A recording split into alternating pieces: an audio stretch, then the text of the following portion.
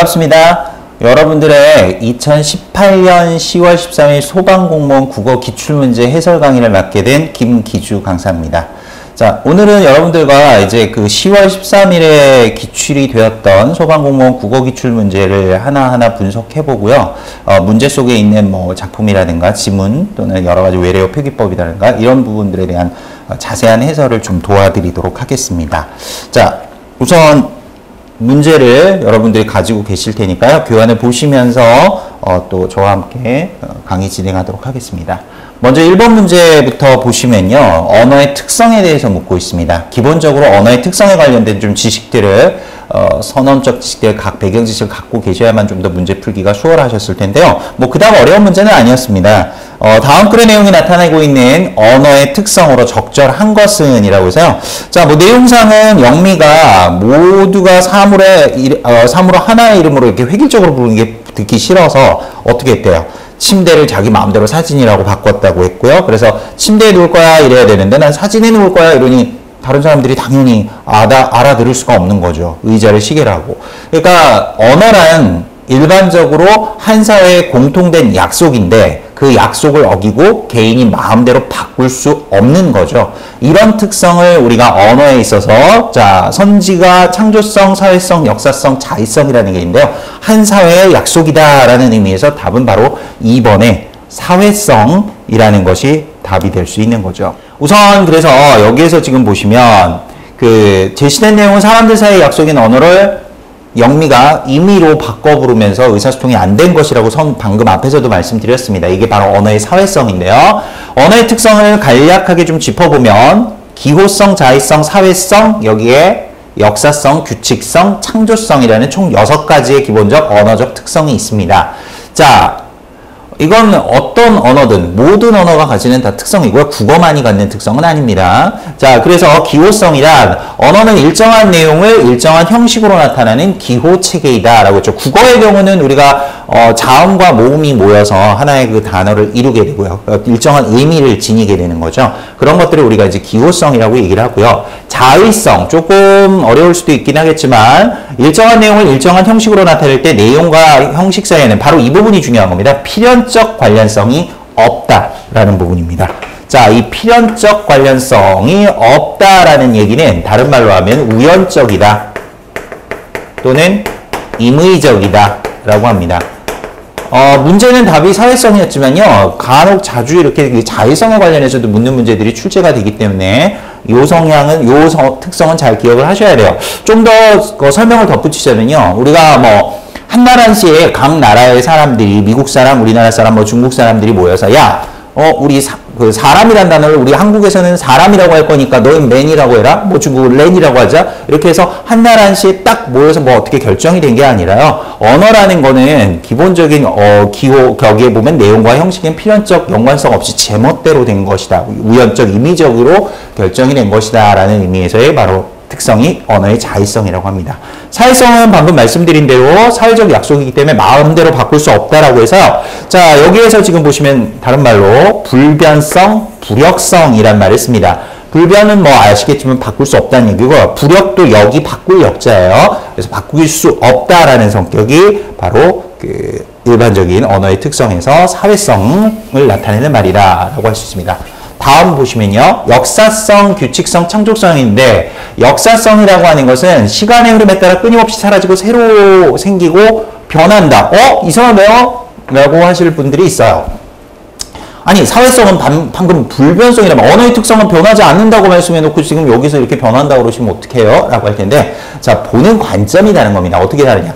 한 시대, 한 시간, 그 시대, 같은 시대 안에서의 그 사회적 약속에서는 언어는 변할 수 없다는 거지만요.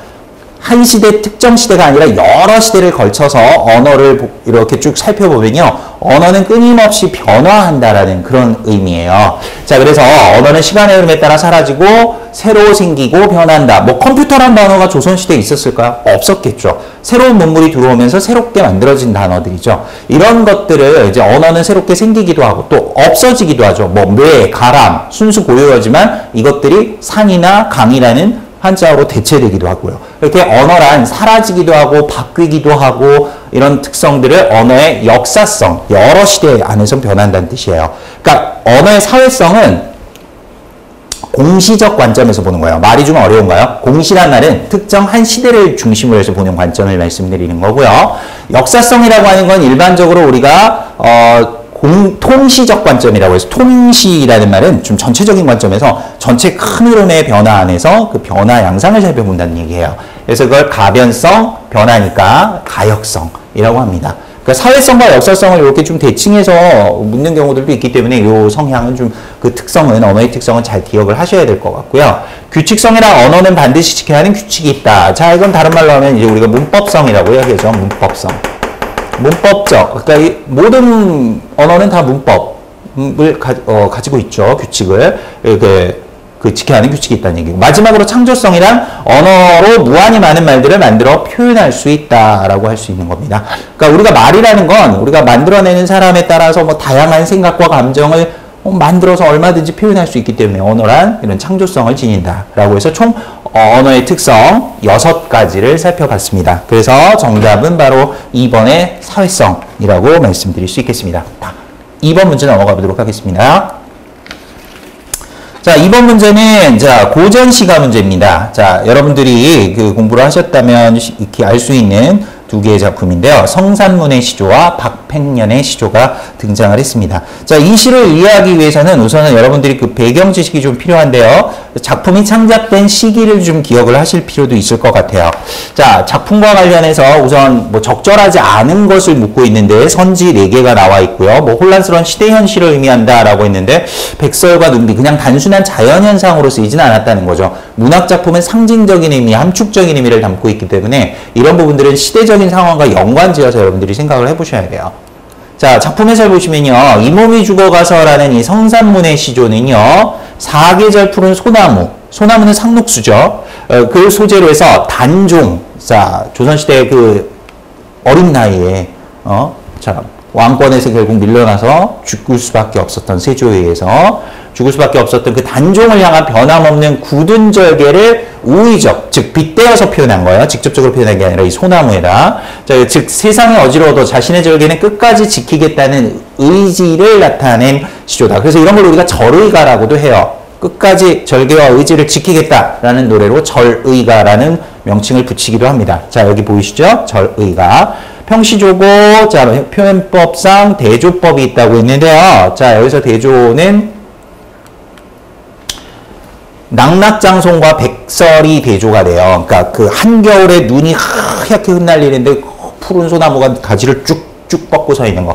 자, 이거는 지조절개를 지키는 자신의 모습을 비유한 거라면 이 백설은 바로 혼탁한 현실, 변절자들과 그 어떤 그 단종을 뭐 배신하고 또 세조를 따르는 그런 무리들 이런 것들을 비유한 거기 때문에 대조적인 표현이 쓰였다라고 할 수 있는 거죠. 자, 그래서 주제가 바로 굳은 절개, 변치 않겠다. 자, 여러분들 아시겠지만 성산문, 박팽년 뭐 이분들은 바로 그 사육신이라고 그래서요. 결국 그 단종의 보기를 꾀하다가 역모가 발각이 돼서 배신자에 의해서 결국 세조에 의해서 능지 처참형을 받게 되죠. 온몸을 다 찢어서 죽이게 되는 그런 어떤. 그럼에도 끝까지 단종에 대한 충성을 지키겠다고 했던 그런 아주 절개가 강직했던 신하들의 작품이기 때문에요. 작품상 그런 공통성이 있다는 걸 염두에 두시고 가시면 더 이해가 빠르겠죠. 자, 첫 번째 작품 정리했고요. 두 번째 작품이 바로 박팽년의 시조였죠. 가마귀 눈비맞아 이렇게 시작이 되고 있습니다. 자, 작품을 간단하게 분석해보면 수양대군 일파는 지금의 세조죠. 세조로 대변되는 그 가마귀와 단종의 충신으로 대변되는 야광명어를 이것도 대조네요. 앞에서도 아까 대조적인 표현이 있다고 말씀드렸습니다. 대조하여 단종에 대한 자신의 변치 않는 절개. 자, 표현은 다르지만 주제는 거의 같다라고 볼 수 있을 것 같은데요. 평시조고 역시 충의가 뭐 절의가 충의가 뭐 크게 다르진 않습니다. 임금에 대한 충성과 의리를 지키겠다는 노래죠. 자, 그 다음에 표현은 대조법, 주제는 충신의 절개라고 할 수 있겠습니다. 자, 그럼 이런 그 작품의 그 배경 지식을 바탕으로 해서 작품을 좀 이해해 보시면 적절하지 않은 거라 그랬으니까 1번 한번 보겠습니다.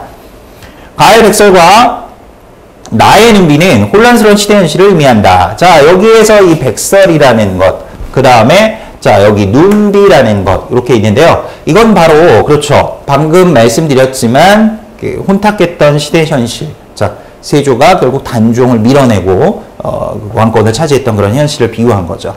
맞습니다. 자, 그 다음에 가의 독야청청과 나의 일편단심은 삶의 태도면에서 유사하다. 다 독야청청이란 말이 좀 해석이 어려운가요? 홀로 푸르고 푸르리라 이런 뜻이거든요. 눈이 아무리 하얗게 흩날리는 겨울일지라도 모든 식물들이 다 나뭇잎을 떨구고 앙상한 가지만 남기는 그런 계절이에요. 근데 그런 계절 속에서도 낙낙장송이 돼서 가지가 축축 늘어진 소나무가 돼서 홀로 푸르고 푸르겠다는 건 무슨 의미입니까? 어떤 시대 현실 속에서도 난 변하지 않을 거야 라는 그런 의미가 되는 거죠. 그런 의미니까 맞죠? 일편담신도 한 조각의 붉은 마음이다. 그래서 단종을 향한 충성심을 얘기한 거니까 그런 의미에서 이것도 태도면에서 유사하다. 끝까지 절개를 지키겠다는 거. 자, 그 다음에 3번 보시면요. 선지. 가의 낙낙장소가 나의 야광명언은 화자가 긍정적으로 인식하는 대상이다. 긍정적 인식이라고 돼 있는데요. 자, 아까 그 좋은 면으로 해석을 하고 있다는 거죠. 이 낙낙장송은 화자 자신의 분신이기도 한 거예요. 즉 화자의 분신이자 지조와 절개를 나타내는 그런 의미를 갖고 있다라고 할 수 있는 거죠. 자, 그 다음에 이제 야광명월이라는 것은 눈비맞아 희는 듯 검노매라. 야광명월이 밤인 늘어두랴. 야광명월은 말 그대로 해석하면 밤야의 빛광자죠. 밤에 빛나는 밝은 달이란 뜻이니까요. 캄캄한 밤은 어두운 시대 현실이에요. 그런 현실 속에서도 환하게 빛을 밝히는 건 바로 뭡니까? 바로 임을 향한 일편단심의 그런 어떤 마음들을 표현을 하기 위해서 대조적인 표현으로 긍정적인 이미지를 이끌어내고 있다라고 하는 거니까 맞겠죠. 자, 그러면 답은 바로 4번이 된다는 말이겠죠. 가의 이 몸과 나의 님은 화자가 변치 않는 절개를 다짐하고, 좀 잘려있네요. 다짐하고 있는 대상이다. 이렇게 들어가 있는데요. 원래는. 자, 그죠? 잘려있죠. 답은 여기에서 4번이 되는 게 여기서 이 몸, 가의 이 몸. 자, 보시면요. 이 몸이 죽어가서 무엇이 될꼬 하니? 라고 했는데, 이 몸이라는 건 곧 누구를 의미하는 겁니까? 그러니까, 가의 몸은 화자 자신을 의미하는 거라고 말씀드릴 수 있어요. 자, 그렇기 때문에, 정답은 4번. 나의 님은 화자가 변치 않는 절개를 다짐하고 있는 대상. 그러나, 가의 몸은 화자 자신을 가리키는 것이기 때문에 답이 될 수밖에 없다. 잘못된 선지다 라고 말씀드릴 수 있겠습니다. 자, 다음 문제 넘어가도록 하겠습니다. 3번 문제입니다. 자, 다음 중 기억 리을 중 순 우리말인 것은 이라고 얘기를 했죠. 자, 뭐 밑줄이 쭉 그어져 있고요. 국경, 거미줄, 도시, 순식간. 자, 얼핏 봐서 구분이 잘 안 되시나요? 자, 보시면요. 제가 바로 한눈에 볼 수 있게 정리를 좀 했습니다. 정답은 2번 거미가 순 우리말이 되겠고요. 국경은 나라국의 직영경자를 썼으니까 한자고요. 뭐 나라와 나라의 영역을 가르는 경계를 의미한다라고 할 수 있는 거고, 도시도 도읍도의 저자시자를 써서 지역의 정치, 경제, 문화의 중심이 되는 또는 사람이 많이 모여 사는 지역을 의미하는 것이고, 순식간 깜짝 일순 쉴식, 쉬고 있는 잠깐 동안에 그냥 그 사이를 의미하는 거니까 아주 잠깐 동안. 눈을 한번 깜짝하거나 숨을 한번 쉴 만한 아주 짧은 동안이라는 의미라서요. 정답은 바로 2번의 거미가 순우리말이 되겠고 나머지는 한자어가 되겠습니다. 자, 공무원 기출 문제에서는 여러분들 또 이제 그 문서를 다루거나 뭐 하는 부분들이 있기 때문에 이제 한자 문제들도 자주 등장을 하고 하기 때문에요. 이런 그 한자어들도 잘 눈여겨서 한자어와 순우리말 하실 수도 있어야겠습니다. 4번 현대시입니다. 자, 박목월의 산이 날 애워싸고, 애워싼다는 게 이렇게 쭉 둘러싼다는 의미죠. 자, 여기에서는 지금 공통적인 이 시의 특성상 뭐 산이 날 애워싸고, 산이 날 애워싸고, 뭐뭐처럼 살아라 한다, 뭐뭐처럼 살아라 한다. 이 일정한 통사 구조의 반복을 통해서 운율을 형성하고 있고요. 좀 의미를 강조한다고 할 수 있는데 적절하지 않은 것을 지금 골라야 되는 문제입니다. 자, 그래서 선지 4개 있는데요. 자, 이거 보시기 전에 작품의 해설을 좀 정리를 하고 가겠습니다. 산이 날 애워싸고라는 작품은요, 우선 뭐 갈래상은 특정한 형식의 얽매여 쓰지 않은 자유시이자 개인의 감정을 담고 있는 서정시라고 할 수 있어요. 자, 여기서 좀 중요하게 가야 될 게 자연친화적 정서다. 자연친화라는 게 뭡니까? 그러니까 세상을 멀리하고요. 말 그대로 이제 때묻지 않은 그 순수한 자연을 벗삼아 살겠다는 그런 어떤 삶의 태도를 드러냈다는 거죠. 그러면서 초월적 뭔가를 극복하고 넘어서려는. 예. 즉 여기서는 자연 친화를 통한 초월적 삶에 대한 동경, 자연 친화를 통해서 좀 더 이 인간 세상이 더러운 세상을 좀 벗어나서 좀 더 뭐 순수하고 깨끗한 삶을 살고 싶다. 뭐 이런 그런 동경이죠. 자연의 삶에 대한. 특징은 그래서 산이 화자에게 말을 거는 것처럼 표현한다. 그럼 이거는 곧 말을 건다는 거니까 의인법이 사용이 됐다는 걸 우리가 알 수 있는 거고요. 그죠? 산은 무생물이잖아요. 두 번째, 산이나 에워싸고 뭐뭐라고 한다. 방금 말씀드렸는데 앞에서 문제에 들어가면서 이걸 반복해서 리듬감을 형성했다. 그래서 이런 걸 우리가 일정한 통사 구조의 반복이라고 합니다.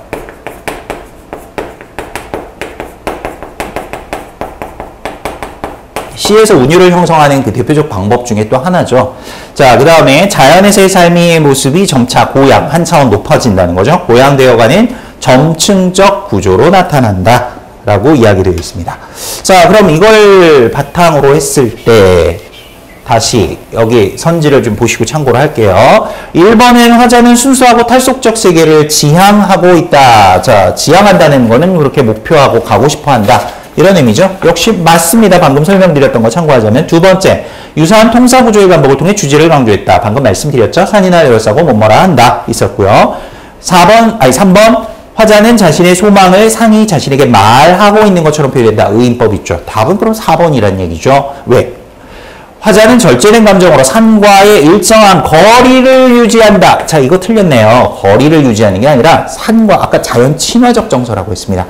거리상 가깝게 느끼고 있어요. 자연 친화적이고 초월적 삶에 대한 동경을 드러낸 시라고 할 수 있기 때문에 정답은 바로 4번이 되겠죠. 자, 그래서 4번. 자, 방금 설명했던 거 참고하시면서 한번 스캔 쭉 해주시면 되겠습니다. 자, 그럼 5번 문제 넘어가도록 하겠습니다. 다음 글의 내용 전개 방식으로 적절한 것은, 자, 여기서 우리가 눈여겨봐야 될 건 내용 전개 방식이라는 거예요.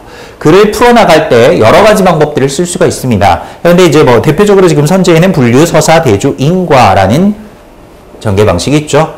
자, 일반적으로 자, 분류라는 건 특정한 기준을 두고 이렇게 나누는 것을 얘기하겠고요. 서사는 시간의 흐름에 따라 순차적으로 구성해 나가는 방식입니다. 대조는 두 대상 간의 차이점에 중점을 두고 서술하는 방식이라고 할 수 있겠고요. 인과는 원인과 결과라는 말을 줄여서 인과라고 하는 겁니다. 자, 원인과 결과 간의 그런 어떤 서술 방식을 인과라고 하는데요.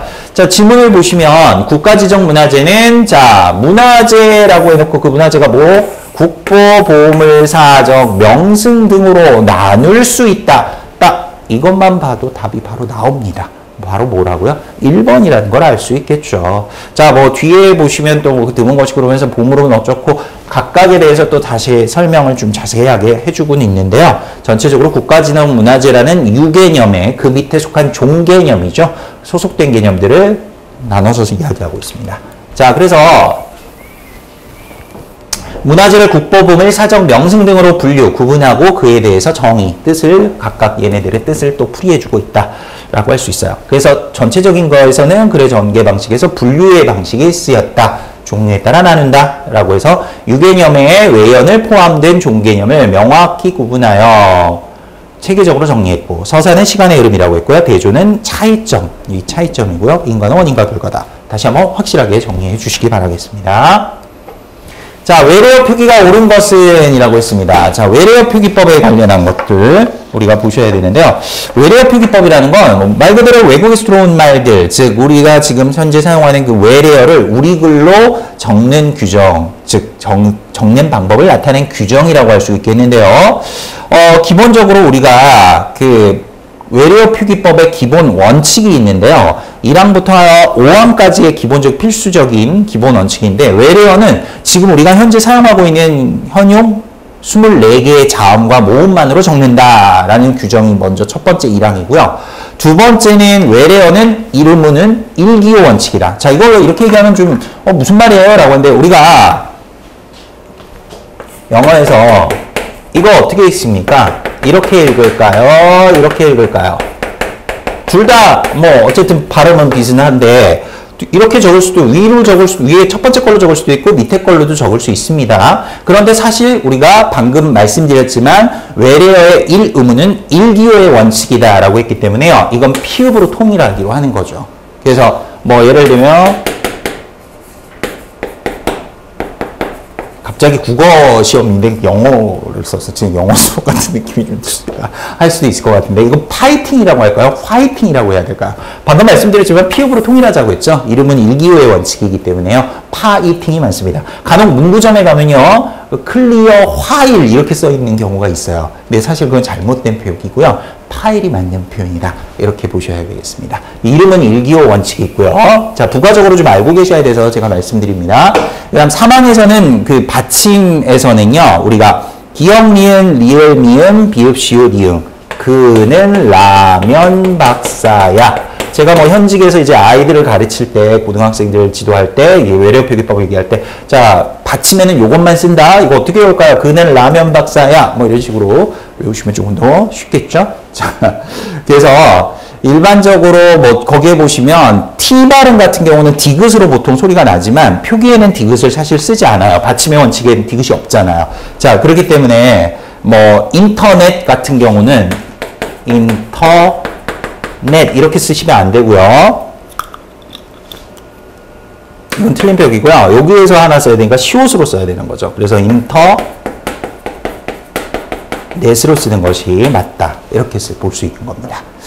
자, 그 다음에 이제 보통 우리 외래어 표기법에서 사항은요, 그 된소리를 쓰지 않아요.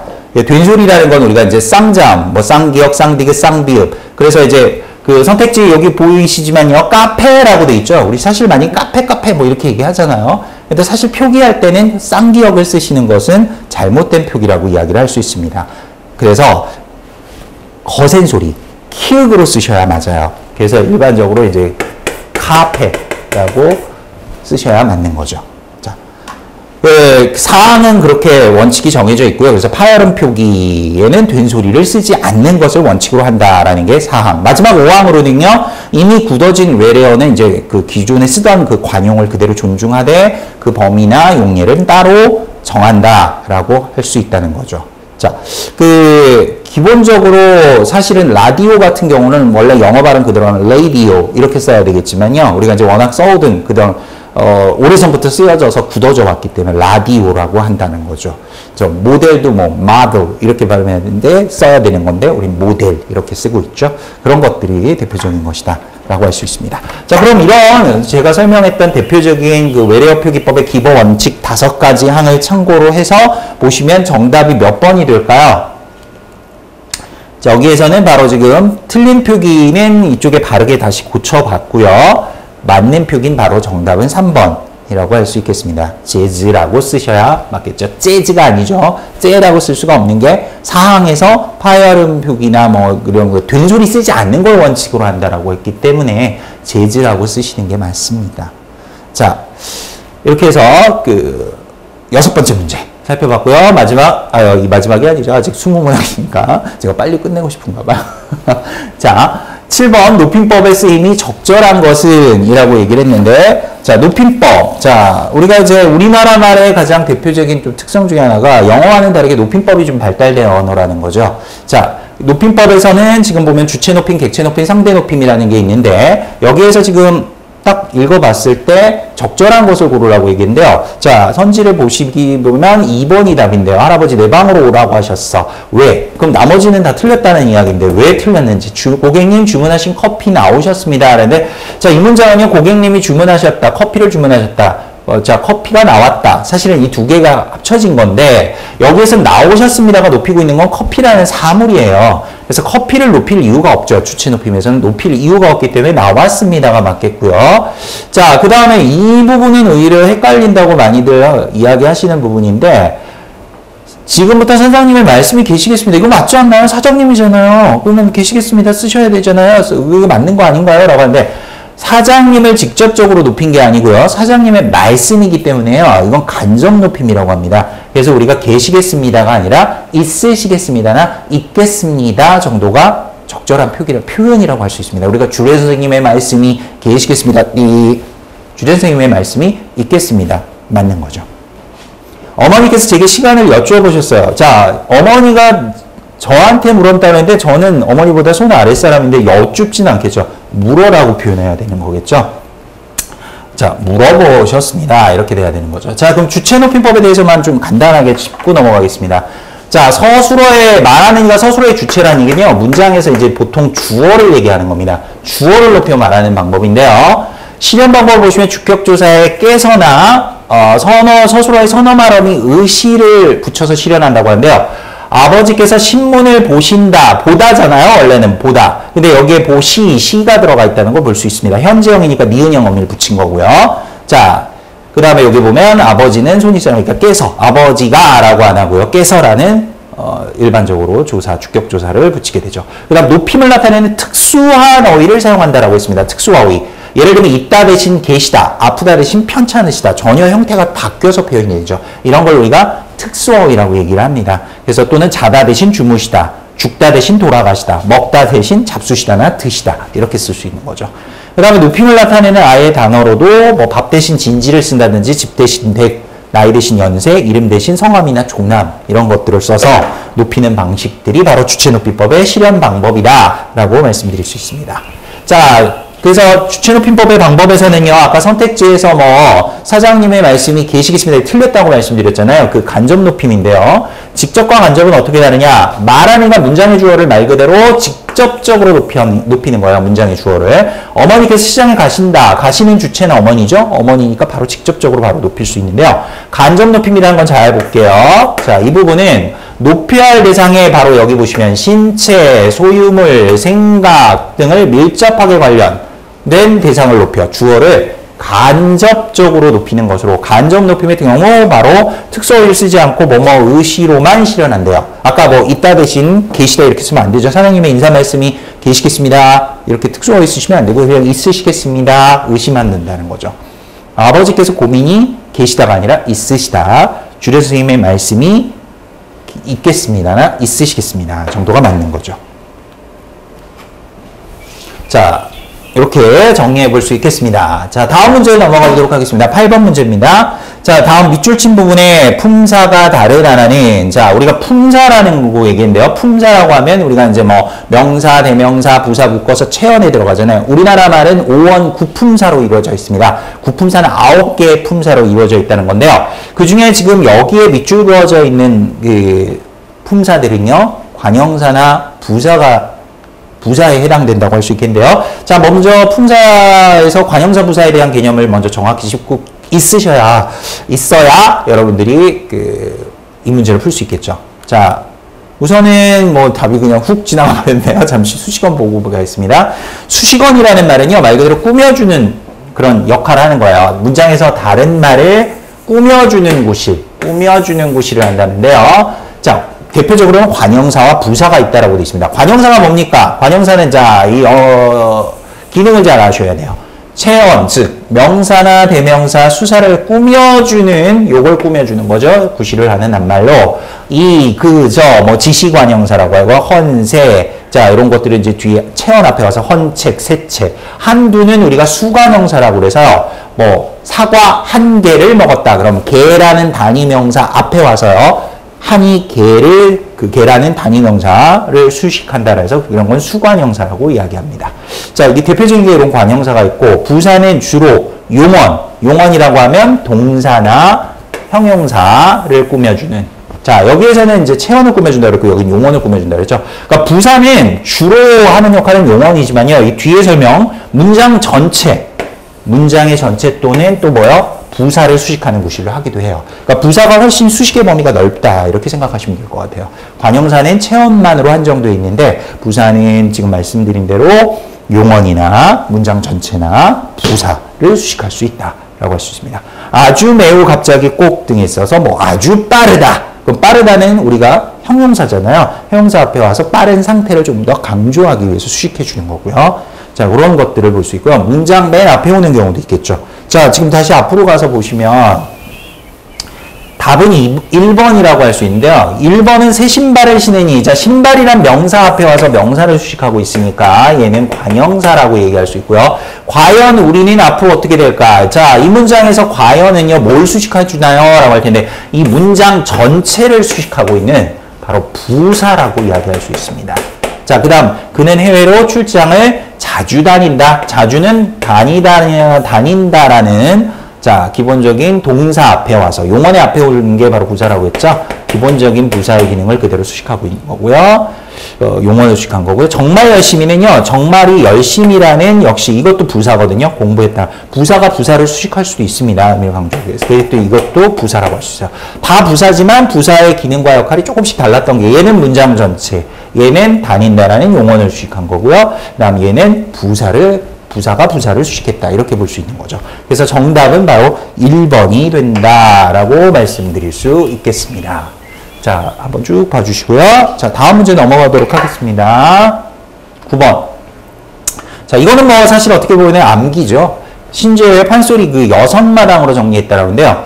자, 가명극, 인형극, 판소리 뭐 이런 걸로 쭉 현대극, 근대극으로 발전해 왔다는 얘기를 하면서 뭐 쭉 읽어보셨을 테니까 여기서 핵심은 바로 이 판소리, 조선 후기 발생한 판소리를 신재요라는 사람이 6마당으로 정리했다는데 그 6마당에 해당하는 게 아닌 걸 부르라는 얘기예요. 자, 만분과 적벽과 심청과 춘향가 있는데요. 자, 이건 뭐 그냥 바로 다이렉트로 보도록 하겠습니다. 신재요가 정리한 판소리 6마당은요. 자, 보통 앞장한 뜻을 외우라고 말씀을 많이 드려요. 춘심수흥적변 이렇게 해서 춘향가, 심청과 수궁과 흥부가, 적벽과 병광세타령이라고 해서 총 6개의 6마당을 우리가 보통 6작품 이렇게 정리해 볼 수 있어요. 자, 만분가는 뭐예요? 그러면 조선조 그 연산군대 조위가 무오사화로 정치 싸움이었죠. 우리가 이제 살인파와 홍구파의 대립으로 인해서 이제 그 많은 살인파들이 피해를 입게 되는데요. 그 무오사화로 인해서 그 전라남도 순천에 이제 그 조위란 사람이 유배를 당하게 돼요. 유배되었을 때 그 유배 생활의 고달픔과 뭐 굉장히 그 유배 생활을 그대로 사실적으로 잘 표현한 작품이 이 만분가라는 작품이다. 그래서 유배가사에서 최초의 작품이라고 할 수 있어요. 유배가사의 효시란 말은 최초의 작품이다. 그 정도 타이틀 알고 계셔야 되겠고요. 자, 그럼 다음 문제 넘어가 보도록 하겠습니다. 10번. 대등하게 이어진 문장인 것은 문법 문제였죠. 이어진 문장이라는 거는 이미 알겠지만요. 주어 서술어의 관계가 2번 이상으로 보통 이루어지게 되는데 이어진 문장은 기본적으로 둘 이상의 문장이 이루어진 문장. 그래서 민우가 피아노 치고 수혜는 노래를 부른다.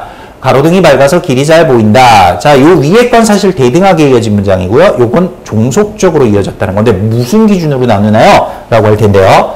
자, 앞절과 뒷절이 의미가 각각의 절의 의미가 뭐 어떻게 말 그대로 대등하게 이어졌다는 건요. 어떤 그 뭐 인과관계라든가 뭐 일반적인 인과관계라든가 이런 종속적 관계로 이어진 게 아니라 꽃이 피고 새가 온다. 꽃이 피어서 새가 온 건 아닌 거죠. 그 다음 인생은 짧고 예술은 길다. 뭐 대조적으로 쓰긴 했지만 이것도 뭐 대등하게 이어졌고요. 종속적이라는 얘기는 앞절과 뒷절의 의미가 종속적 관계라는 건 대표적인 게 인과예요. 인과. 원인과 결과로 보통 보시는데 물론 다른 것들도 있겠지만 비가 와서 홍수가 났다. 홍수가 난 결과는 원인이 비가 왔기 때문이죠. 눈이 와서 길이 미끄럽다. 자, 이런 것들이 종속적이죠.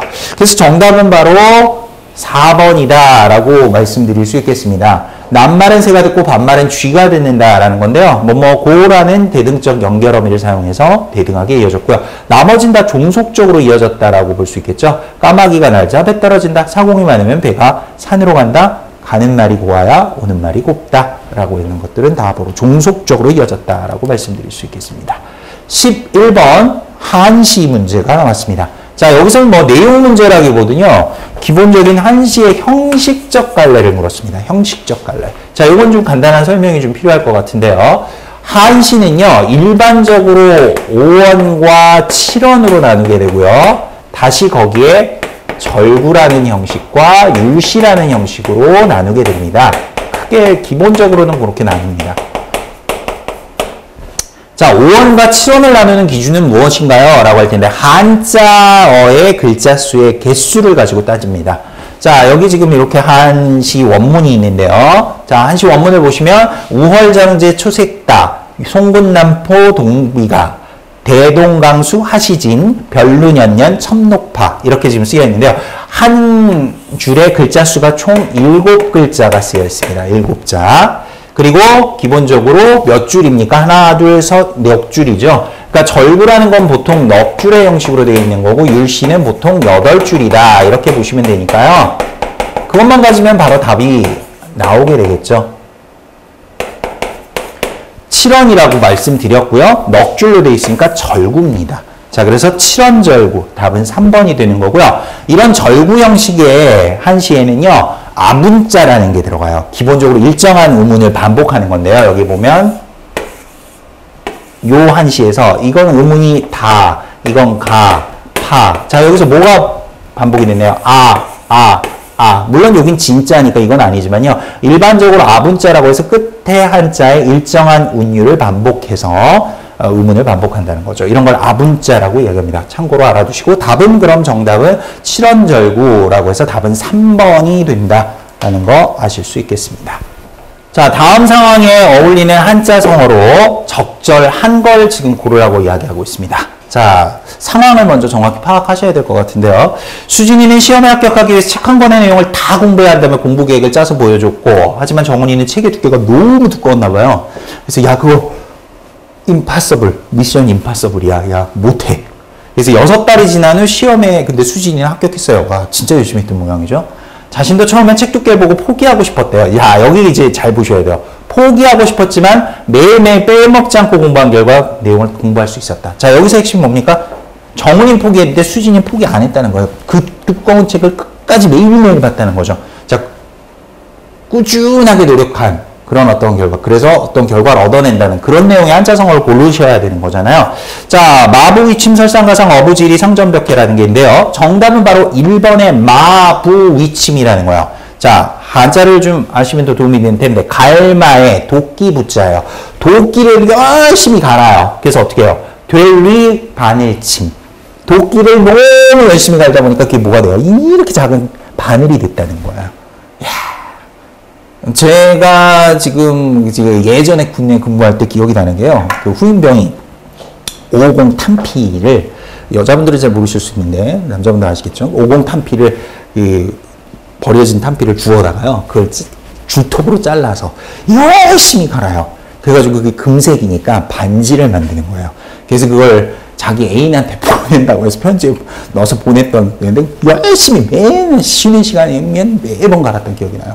야, 너 그 노력이면 진짜 뭘 해도 하겠다 라고 제가 그렇게 얘기했던 기억이 나는데, 그것처럼 도끼를 갈아서 바늘을 만들 정도의 노력이면 대단한 거죠. 자, 그만큼 많은 노력을 한다는 거니까 도끼를 갈아 바늘을 만든다 해서 아무리 어려운 일에도 끊임없이 노력하면 반드시 이룰 수 있다, 이런 뜻이고요. 설상가상은 눈 위에 서리가 덮인다는 뜻으로 난처한 일이나 불행한 일이 잇따라 일어난다 라는 뜻이고, 어부질이, 자, 이해관계를 싸우다는 사이에 엉뚱한 사람이 이익을 얻어간다는 거죠.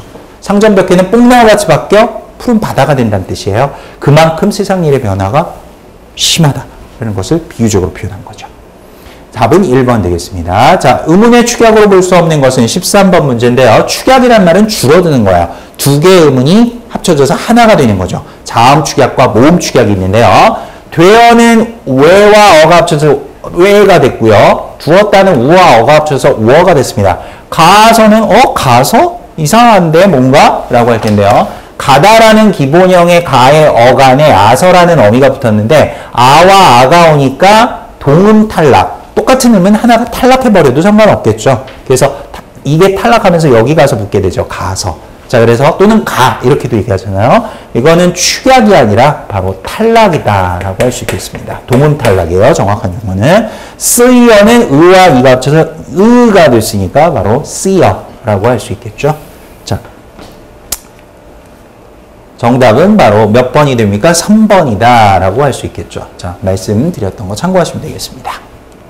14번 다음 계속 문법 문제죠. 문장을 형태소 단위로 나눌 때, 자, 이 형태소 개념을 알고 계셔야 될 것 같은데요.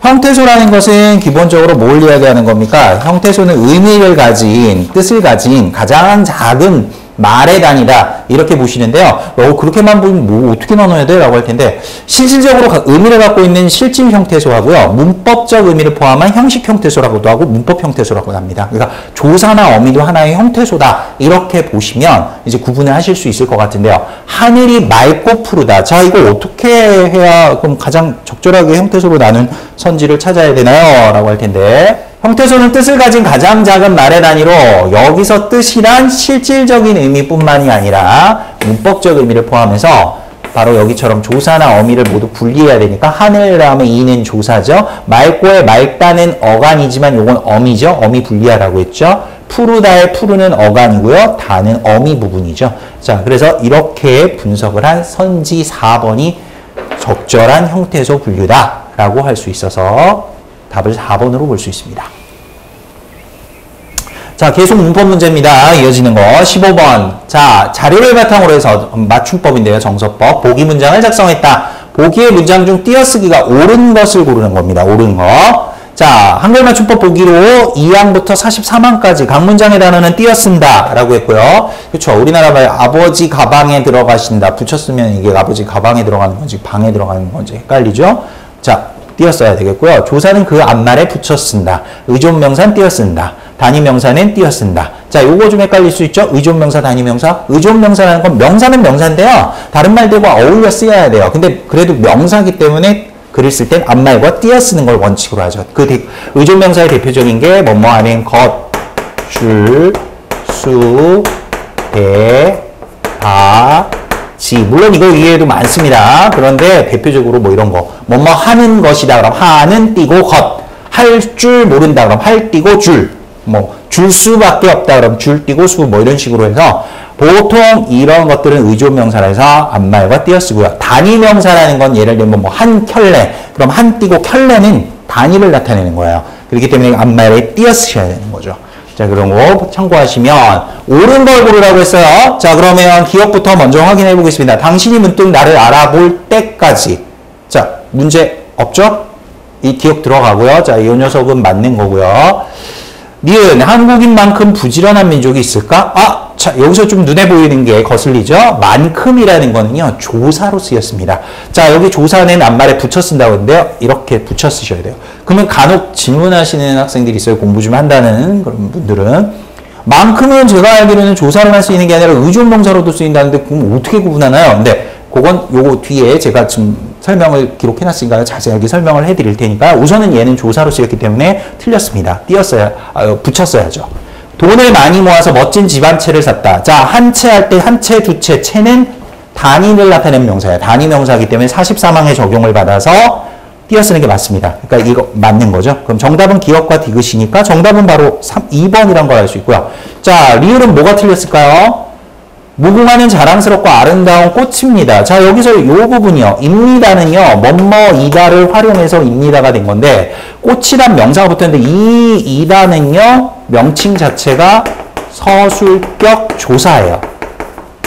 그럼 어쨌든 조사잖아요. 조사. 조사는 42항에서 앞말에 붙여 쓴다고 했죠. 자, 그럼 꽃과 입니다는 붙여 써야 맞는 겁니다. 그렇기 때문에 정답은 2번 기억과 디귿이 되는 거고요. 자, 방금 말씀드렸던 대로 제가 만큼이 어떤 땐 도대체 의존명사고 어떤 땐 그럼 명사야, 조사야 라고 할 텐데, 자, 정답은 여기 있고요. 자, 만큼 팁으로 제가 기록했습니다. 조사와 의존명사를 구분하는 구분법. 아주 쉬워요. 알고 나시면. 자, 너만큼 이 일을 잘하는 사람도 없다. 여기는 붙었었네요. 그쵸? 근데 음식을 먹을 만큼, 앞말에 띄었었네요. 도대체 이거 뭐 어떤 기준이에요? 라고 할 텐데 뭐 어떻게 조사인지 의존명사인지 구분해요? 만큼 똑같은데 아주 쉽습니다. 앞에 체언이 왔냐? 체언이란 건 명사나 대명사나 수사를 가리키는 겁니다. 여긴 대명사인 너가 왔죠? 너라는 대명사가 왔기 때문에 명사 뒤에는 붙여 쓰는 게 맞고요. 먹을 만큼, 자, 조사로 쓸 경우 체언 뒤에 붙여 쓰인다고 지금 말씀드렸고요. 의존명사로 쓸 경우에는 앞에 뭐요? 용언의 관형사형. 용언의 관형사형이란만요. 이 먹을은 먹다에서 나온 말이죠. 먹다는 동사입니다. 동사나 형용사가 용언이죠. 먹다를 활용하다 보니까 먹을 이렇게 됐어요. 그럼 먹을이 오면 먹을 피자, 먹을 떡, 먹을 밥 뒤에 명사가 오게 돼 있죠. 그죠? 여기에 그러면 이만큼이라는 건 의존 명사라는 얘기예요. 그러니까 앞에 뭐가 왔느냐만 확인하시면 돼요. 아, 채원이 와 있냐? 그럼 얘 조사. 용언의 관형사형이야? 띄었어야 돼. 의존 명사. 이렇게 구분하시는 거예요. 자, 자주 나오니까요. 잘 기억을 하셔야 돼요. 다. 자, 다음 16에서 17번 지문. 지문이 좀 긴데요. 자, 너무 길어서 여기 판서상에서는 좀 중략을 해놨고요. 여러분들 이제 교환을 보시면서 좀 참조를 하셔야 될 것 같아요. 근데 이제 중략한 부분에서 답의 단서가 되는 부분들이 좀 들어있어서 그 부분들은 제가 좀 읽어 드릴 거고요. 자, 다음 글을 읽고 물음에 답하시오라고 해서 문제가 2개가 지금 속해 있습니다. 윗글은 어떤 질문에 대한 답변이라고 할 때 그 질문으로 가장 적절한 것은 이라고 했어요. 공정무역의 뜻이 무엇이냐? 문제는 그러니까 공정무역이 다 나왔으니까 뭔가 공정무역에 대한 얘기인 건 알겠는데, 뜻이냐, 문제나 한계냐, 아니면 우리의 역할이냐, 그럼 이게 언제 시작했고, 지금의 모습, 상황은 어떠냐? 이거죠? 자, 그럼 다시 앞으로 넘어가 볼게요. 자, 의문을 가지고 시작하죠. 이런 통계 수치 본 적 있니? 그러면서 약간 구어체로 독자의 관심을 끌죠. 현재 지구촌의 60억 인류 중 약 4분의 1이 하루 1달러 미만으로 살고 있다. 와, 정말 열악한데요. 그중 70%가 여성과 아이들이래 라고 하면서 지금 비슷한 이런 여성과 어린이들이 거의 노예 노동을 하고 있다. 특히 3만 명의 어린이들은 굶어 죽어가고 있다. 아주 비참한 현실을 먼저 제시하면 하는데요. 근데 이상한 점은 후진국 사람들이 게으르거나 나쁜 사람들이 아니라 그래서 빈곤에 시달리는 게 아니라 여기 보시면 해가 갈수록 나아지기커녕 빈익부 형상이 깊어진다. 왜 그럴까? 그리고 중략이 되어 있는데요. 그건 거기 이제 중략된 이유에서 보시면요. 대부분의 어떤 제3세계 나라들이 식민지, 선진국의 식민지였거나 독립 이후에도 자유무역에서 여전히 종속적인 예속된 위치에 있어서 진정한 자주와 자유를 실현할 수 없었다. 이런 얘기들도 나와 있고요. 그러면서 이제 공정무역 운동이라는 게 이런 부분에서 이제 취지에서 나왔다는 건데, 선진국에 좀 양심을 갖고 있는 사람들이 야, 이거 너무 우리가 착취하는 거 아니야? 후진국 사람들 거? 그래서 공정무역 운동이라는 게 이때 나오게 됐다는 얘기를 해요. 그래서 한마디로 이제 선진국 사람들이 누리는 물질적인 풍요 이런 것들은 후진국 사람들의 착취에서 비롯된 거니까 우리가 좀 반성하자. 그래서 가난한 나라의 후진국 사람들도 가난에서 벗어나게 해주자라고 하는 것이 공정무역이라는 거예요. 제가 지금 있는 학원 밑에도 이제 그 커피숍이 있는데요. 공정무역 커피라는 게 있어요. 그래서 여기에서 이런 운동에서 나온 커피죠. 그래서 이제 커피를 재배하는 아이들, 커피 재배하는 노동을 하는 아동들의 노동력을 착취해서 비싸게 커피를 팔리잖아요, 또. 그러니까 이제 한편으로는 그런 아이들에게 제대로 된 노동 임금을 주자는 그런 목적과 취지에서 나온 운동이잖아요. 그래서 이제 공정무역이라는 건 생략된 부분에 1950년대 말에 영국의 국제구호단체 옥스팜에서 중국 난민들이 만든 수공예품을 판매하면서 시작됐다라고 해서 공정무역의 유래에 대한 얘기도 했고요. 그러면서 이제 이런 공정무역이라는 게 지금 이 글에서는 우리가 이제 질문을 이야기했을 때 뭐냐라고 했으니까 우선 방금 말씀드렸지만 그 중략된 지문 부분에서 공정무역이 1950년대 말 영국의 국제구호단체 옥스팜에서 중국 난민들이 만든 그 수공예품 그걸 판매하면서 시작됐다 그랬으니까 유래를 얘기했죠. 이제 언제 시작됐는지. 그래놓고 그 이후에 한 통계에 따르면 2006년에 10억 유로 이렇게 그 다음에 점점 생산자들이 혜택을 보고 있다라고 해서 지금 현재 실태 어떻게 나타나고 있는지에 대한 설명들이 있는 거예요. 그래서 정답은 바로 4번이라고 이야기할 수 있어요. 공정무역은 언제 시작하였으며 현재 실태는 어떨까? 그래서 유래와 사례에 대한 이야기들이 나타났다라는 4번이 정답이 되는 거고요. 이건 지문을 정확히 이해하고 파악하느냐, 핵심 내용을 파악할 수 있냐를 묻는 문제고요. 자, 두 번째 17번 문제 가보시면요. 일치하는 거 물었죠? 자, 본문에서 있는 거 없는 거 구분을 기본적으로 하실 수 있어야 되는데요. 자, 1번에 공정무역은 선진국의 대기업에서 시작되었다라고 하는데 이것도 이제 그 앞부분의 그 판서 내용에서는 생략된 부분이긴 한데요. 자, 대기업에서 시작된 게 아니고요. 아까 그 유래가 영국의 구호단체 옥스팜에서 출발했다라고 했거든요. 그러니까 대기업 아니죠. 그다음 후진국의 빈익빈 부익부 현상이 나아지고 있다. 이건 그냥 상식적으로 봐도 알 수 있을 것 같기는 한데요. 나아지는 게 아니라 그 두 번째 문단에서 해가 갈수록 나아지기는커녕 공정무역 점점점 여기 있죠. 나아지는 것이 아니라 빈익부 부익부 현상이 깊어지고 있다. 이런 얘기가 나와 있었던 걸 볼 수 있었습니다.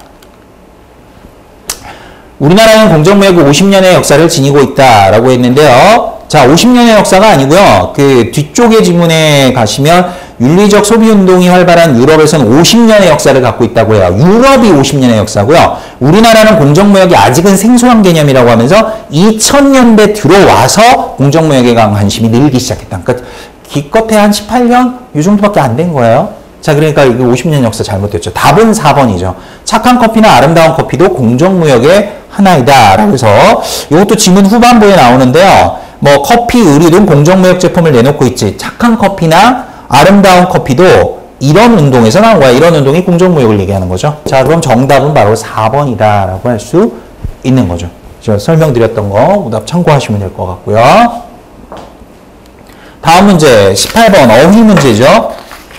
밑줄친 고유어 느낌에 대한 유의어를 한자어로 바꾸었을 때 적절하지 않은 것은 이라고 얘기했습니다. 자, 느낌이라는 것들이 다양하게 쓰일 수 있는데요. 그걸 한자로 대치시켰을 때 기분이냐, 소감이냐, 감정이냐, 감회냐 라고 얘기를 했는데 뭐 나머지 직접 한번 대입해보는 것도 하나의 방법입니다. 나도 잘 알지 그 기분이 어떤 건지. 괜찮죠? 그 책에 대한 느낌은 느낌 대신 소감이죠. 소감은 정말 신선한 충격이었어 라고 했는데 자, 그렇죠. 자, 마음의 느낌 바를 소감이라고 하는 거니까 적절하고요. 전학 가는 길에 보람이를 배웅하는데 서운한 감정이 들었어 라고 하는 거니까 자, 이것도 적절하다라고 얘기할 수 있고 답은 그럼 4번이라는 얘기인데 감회는 그럼 어떤 데 쓰느냐 미심적인 느낌을 지울 수 없었다라고 했는데 미심적인 느낌이라는 거 미심적인 뭔가 좀 의아하다 좀 의심이 든다는 얘기인데 그걸 감회라고 하나요? 그러지 않죠. 감회는요 지난 일을 돌이켜 느껴지는 회포 느낄 감에 돌이킬 회자예요. 돌이켜서 생각하면서 뭔가 느껴지는 감정을 얘기하는 거니까 4번의 그 문장에는 적절하지가 않다라고 얘기할 수 있겠죠. 정답 4번 되겠습니다. 다음 문장입니다. 다음 문제입니다. 시의 표현상 특징으로 적절하지 않은 거. 김영랑의 5월이라는 시가 출제가 됐죠. 자, 5월 그러면은 봄의 그런 아름답고 싱그러움을 우리가 생각해 볼 수 있고요. 자, 이 시는 기본적으로요. 자, 5월 정리를 좀 보시면 뭐 여기에서 보시면 성격상 5월의 아름다운 경치를 묘사해 서경적이면서 한 폭의 그림을 나타내는 회화적이고 묘사적인 느낌이 있다. 자, 의인화되고 관능적 이미지 시선. 자, 여기서 중요하게 봐야 될 게 시선의 이동에 따른 제재의 나열. 제재라는 말은 중심 소재들을 그래서 가까운 경치에서 먼 경치를 쭉 이렇게 서술하는 형식으로 되어 있다. 특징을 좀 잘 기억하시면 문제 푸는데 도움이 되시겠죠? 자, 사물의 상태와 움직임을 통해 시인의 정서적 태도가 간접적으로 드러나 있고 시선의 이동. 방금 말씀드렸죠. 구성에서도 제재의 나열을 보이고 비유적인 표현들이 두드러지고 있다라고 했고 향토적 소재, 시골틱한 느낌 이런 것들을 5월에 느끼는 생명의 약동감을 주제로 하고 있다라고 할 수 있겠습니다. 들길의 마을이 붉어지자 마을 골목은 들러내려서자 푸르러졌다. 자, 시각적 이미지 보이죠? 바람은 넘실 천이랑 만이랑 이랑이랑 햇빛이 갈라지고 바람은 눈에 안 보여요. 근데 그게 햇빛이 갈라진다라는 표현을 통해 시각적 이미지로 표현했고요. 보리도 허리통이 부끄럽게 드러났다. 사랍처럼 표현하죠. 꾀꼬리는 여태 혼자 날아볼 줄 모르나니 암컷이라 쫓길 뿐 순놈이라 쫓을 뿐 황금빛 빛난 길은 어지러울 뿐 얇은 단장하고 아양 가득 차있는 산봉우리야. 오늘 밤 너 어디로 가버리련? 자, 여기 보면 여러 소재들이 나와요. 뭐 보리, 꾀꼬리, 뭐 황금빛 빛난 길, 산봉우리 등등. 자, 그러면 특징으로 지금 적절하지 않은 건데 반복을 통한 운율을 형성하고 있다. 그렇죠. 반복을 통한 운율적인 형성들이 드러났다. 뭐뭐 할 뿐, 뭐뭐 할 뿐, 뭐 이런 것들도 있고요. 시선의 이동이라고 아까 말씀드렸고요. 색채 대비다라고 했는데 자, 색채적 대비라는 것도 우리가 엿볼 수 있었죠. 여기에서 지금 정답은 4번이 되는 건데 김영랑의 시 5월은 5월의 아름다운 자연을 생동감 있고 정겨운 모습으로 한 장의 한 폭의 그림처럼 표현했어요. 회화적이라고 말씀드렸습니다. 5월의 다양한 자연물은 시선의 이동에 따라 표착하며 묘사했기 때문에 직유가 아니라요. 여기에서는 직유는 뭐뭐 같이 듯이처럼 비유법의 일종이긴 하지만 그런 표현들을 이야기하는 건데요. 이 시에서는 직유법은 사용된 바가 없고요. 산봉우리야 너 어디로 가 오늘 밤 어디로 가버리련 마치 사람처럼 의인화해서 친근감 있게 표현했기 때문에 직유가 틀렸다라고 할 수 있겠습니다. 답은 4번. 자, 4번이 되겠죠. 자, 마지막 문제 현대시로 마무리가 됩니다.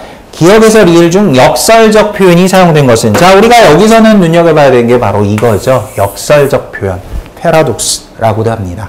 모순된 표현인데요. 뭐 예를 들면 님은 갔지만 나는 님을 보내지 아니하였습니다. 아니, 님이 갔는데 어떻게 안 보내? 무슨 얘기야? 말장난해? 이럴 수 있죠. 근데 이 말 속에는요, 님은 실제 내 곁을 떠났지만 내 마음속엔 영원히 남아있습니다 라는 진리를 표현하는 게 역설적인 표현이에요. 자, 그러면 이 시에서 역설적인 표현을 지금 찾아내라는 얘기인데, 뭔가 모순된 표현. 매운 계절의 채찍에 갈려 마침내 푹방울 휩쓸려 오다. 하늘도 금만 지쳐 끝난 고원 서리바의 칼날징 그 위에 서다. 어디다 무릎을 꿇어야 하나 한 발 제겨 디딜 곳조차 없다. 이러면 눈 감아 볼 밖에 겨울은 강철로 된 무지개인가 보다. 자, 여러분들 혹시 느끼셨나요? 읽어보면서 기억, 니은, 디귿, 리을 중에 뭔가 이건 의미상이든 뭔가 좀 맞지가 않는 진술 같은데? 라고 할 수 있는 거. 참고로 이육사의 절정은요, 절정이라는 게 가장 클라이맥스죠. 일제치하라는 암담한 시대 상황에서 치열하게 고민하고 저항했던 시인 중에 한 사람이에요. 자, 이 이육사 시인이 이런 극한적인 상황들을 표현하는데, 이건 일제치의 암담한 시대 상황을 표현하고 있는 거예요. 이런 상황 속에서도 뭔가 희망과 소망을 꿈꾸는 걸 바로 이 무지개로 표현하고 있는데요. 근데 무지개가 강철로 되어 있다고 하죠. 강철의 속성은 어떻습니까? 굉장히 차갑고 단단한 속성을 갖고 있어요. 근데 보통 일반적으로 우리가 무지개 하면요, 굉장히 포근하고 따뜻한 이미지를 갖고 있거든요. 뭔가 지금 여기에서 우리가 놓고 봤을 때 이 강철의 이미지와 이 무지개의 이미지는 서로 뭔가 맞지가 않아요. 근데 이걸 연결을 시켜놨다는 거죠. 이미지상의 모순된 이미지를. 이런 부분들이 우리가 바로 역설적 표현의 대표적인 또 기법 중에 하나다 라고 할 수 있기 때문에 정답은 바로 4번의 리을이 되는 거고요. 자, 좀 더 설명을 덧붙여 드리면요, 이육사의 절정이란 시는 바로 아주 극한적인 이런 상황을 초월하여 극복하고자 하는 강렬한 정신 또는 의지라고도 할 수 있는 거죠. 시에서 전체적으로는 상징적인 그런 기법들이 많이 보이는데요. 극한적 상황을 표상하는 상징의 표현, 남성적 어조 굉장히 강하다라고 할 수 있고, 여기 바로 우리가 찾아내려고 하는 역설적 표현, 뭐가 쓰였냐? 강철로 된 무지개. 일제치하에 암담하고 정말 괴롭고 힘든 그런 차가운 그런 상황들을 강철로 표현했다면, 그런 과정에서도 무지개를 본다는 거, 희망을 꿈꾼다는 거죠. 자, 기본적인 남성적 목소리를 바탕으로 기승전결의 구조고 강렬한 상징적인 표현을 사용했다라고 할 수 있겠습니다. 자, 이렇게 해서요, 여러분들 이제 20번까지의 모든 기출문제를 다 살펴봤습니다. 자, 좀 해설을 자세하게 해드리려고 제가 굉장히 많이 노력을 했는데요. 많은 도움이 되셨는지 모르겠어요. 자, 기출은 어떻게 보면 다음에 나올 기출을 또 유형을 공부해 볼 수 있는 가장 좋은 교과서가 될 수 있는 겁니다. 그래서 기출문제 분석 잘 하시고요. 여러분들 좋은 성과 있으시기를 기원하겠습니다. 수고하셨습니다.